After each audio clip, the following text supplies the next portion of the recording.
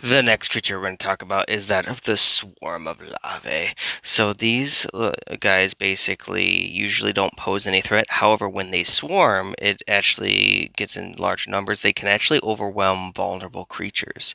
And out of desperation, many of these guys actually band together into like grotesque swarms that just stampede and all that stuff. And they also have like wordless whispers as well as stomach turning like worm sounds, apparently.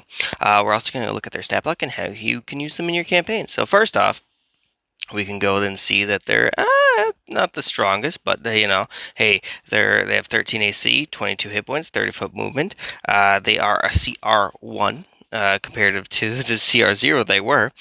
They do have that swarm mechanic, as well as a bite attack, which does a little bit of damage. Not the greatest, but it still does a lot more than one damage. It does basically an average of like 16, actually, well, technically 9 or 7 if they have less than half hit points.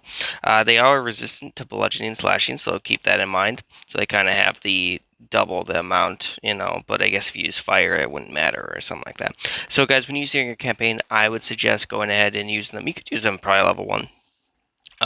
But keep in mind they technically have like 44 hit points with that resistance, and so that's kind of going to be difficult. But the AC is pretty low, so it shouldn't be too difficult to hit them.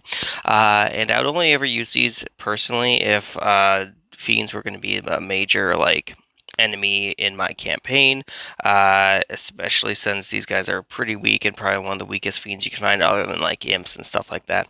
Overall, I think they're pretty crazy, pretty cool. Consider using them in your campaigns.